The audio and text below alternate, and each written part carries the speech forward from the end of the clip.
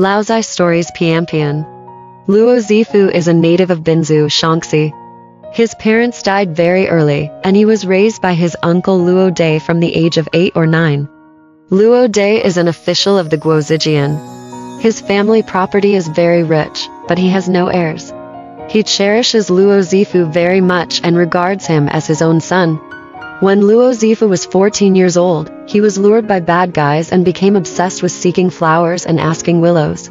At that time, there was a prostitute from Jinling who lived in Binzu. Luo Zifu liked her very much and was deeply confused by her. When the prostitute returned to Jinling, Luo Zifu secretly followed her and left the house. He lived in a prostitute's house for half a year, and all the money he brought was spent. He began to be ridiculed and rejected by the prostitutes, but he was not immediately kicked out of the brothel. Soon, Luo Zifu got a venereal disease, his lower body festered, and the dirty pus made the bed mat everywhere. The prostitutes finally kicked him out. Luo Zifu was sick and penniless, and became a beggar. He begged from people in the market, and people saw him from a distance and were afraid to avoid him. Luo Zifu was worried that he would die as a guest, so he traveled all the way west, begging for food, and walking towards his hometown. He can walk about 30 or 40 miles a day, and day after day, he gradually reaches the boundary of Binzu. Seeing his tattered clothes and festering abscesses, he felt ashamed to see his relatives, and finally wandered around in a neighboring county near Binzu. One evening, Luo Zifu planned to spend the night in a temple in the mountains.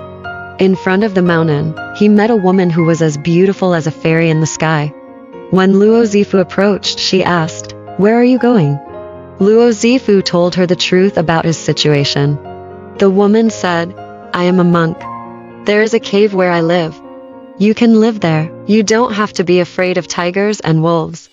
Luo Zifu was very happy and followed her. Walking deep into the mountain, I saw a big cave. After entering the cave, I found a small stream running in front of the cave, and a small stone bridge over the stream. Walk a few steps further into the cave, and you will see 2 stone chambers. The interiors are bright, and there is no need to light lamps or candles. The woman asked Luo Zifu to take off her tattered clothes and take a bath in the stream, saying, after washing, the sores on his body will heal naturally. Good Quilt urged him to go to bed early, and said, "Go to sleep quickly, I will make you a suit." Then, he took a big leaf, like a banana leaf, cut and sewed the ground with it, making clothes. Luo Zifu lay on the bed and watched her do it. After a while, the clothes were ready, and the woman folded the clothes and put them on his bedside, saying, "Get up early tomorrow and put them on." Then, the woman fell asleep on the bed opposite him. After Luo Zifu took a bath in the stream, the sores on his body no longer hurt. He woke up from a dream in the middle of the night, and when he touched the sores on his body, they were covered with a thick layer of scabs. The next morning, when Luo Zifu was about to get up, he thought of the clothes made of banana leaves next to his bed, so he couldn't help feeling suspicious. He picked up the clothes and saw that they were extremely smooth green brocade.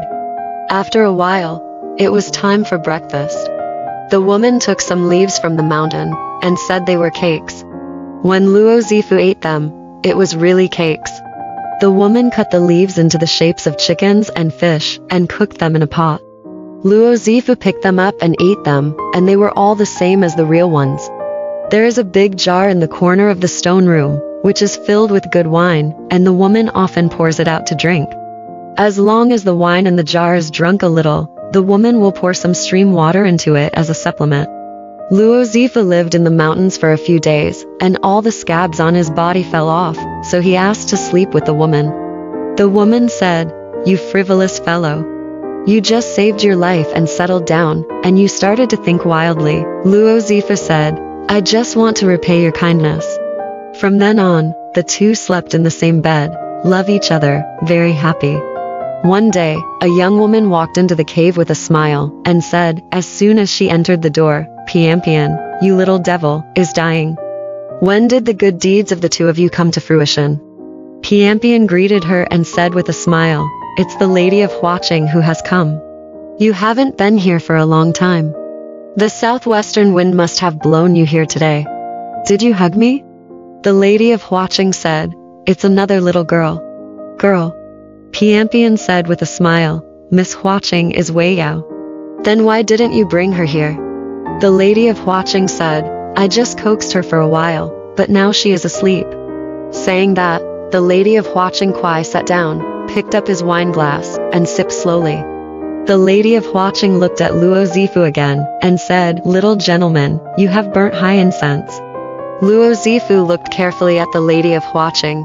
She was about 23 or 24 years old. "I fell in love with her again."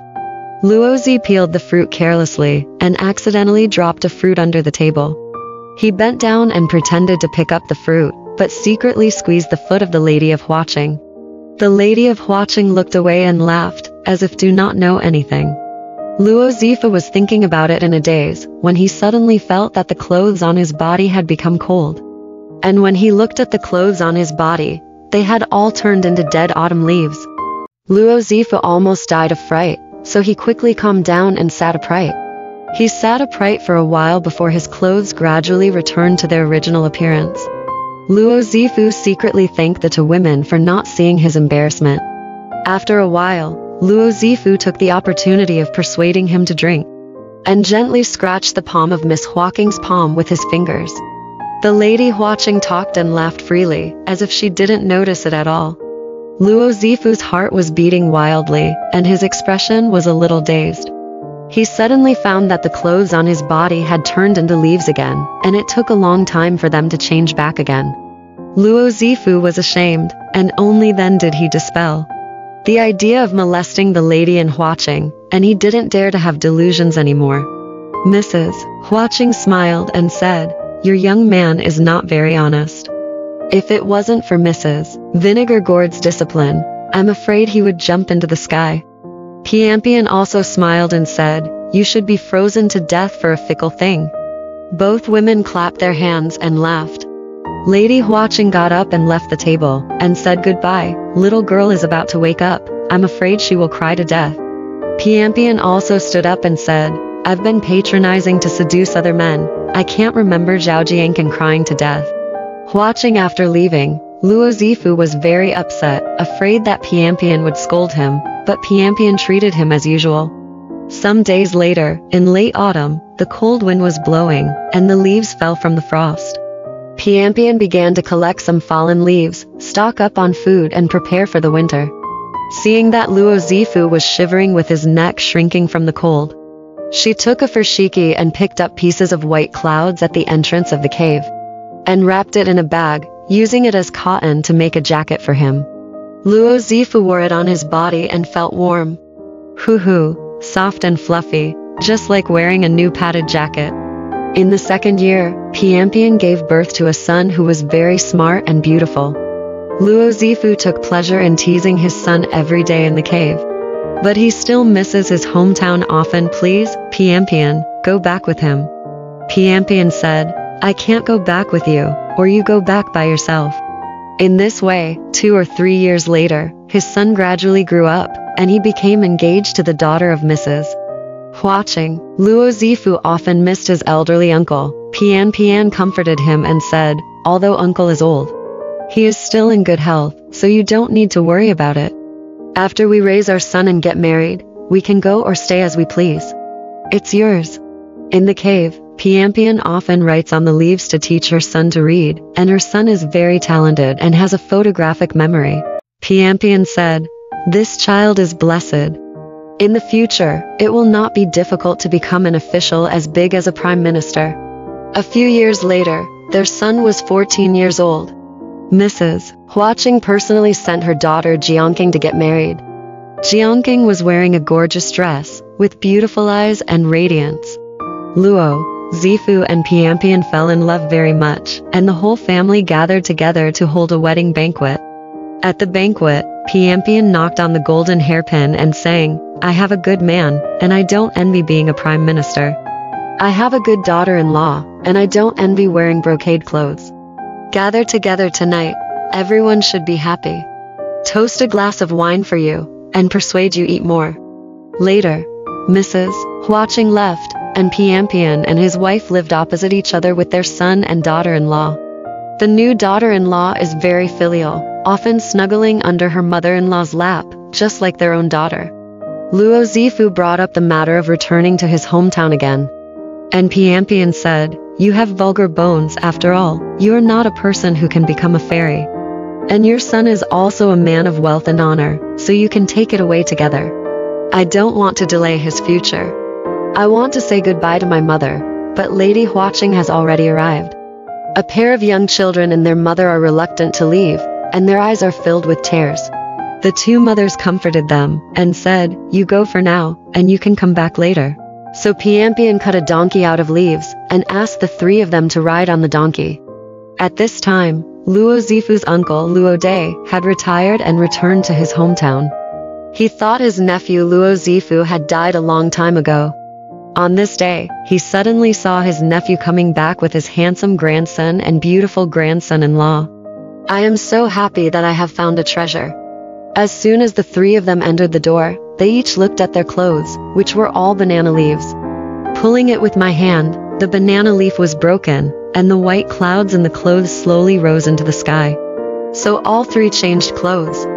Later, Luo Zifu thought about it, and took his son to search in the deep mountains. He saw that the path they were familiar with had been covered with yellow leaves. And the road to the entrance of the cave was also covered by thick white clouds, making it impossible to recognize. Luo Zifu and his son had no choice but to go back in tears. Yi Shi said, "Pianpian and Miss Huaqing are probably immortals, right? How strange it is to eat leaves and wear white clouds. However, what is the difference between laughing and cursing in the boudoir, making love between men and women, and having children?" Luo Zifu has lived in the mountains for 15 years. Although he has not experienced the current situation of the city remains the same and the people are no longer. When he returns to the cave to look for Pianpian, there are misty white clouds and no traces of the past can be found. This situation is really similar to the situation when Liu Chen and Ruan Zhao revisited the fairies in the Eastern Han Dynasty.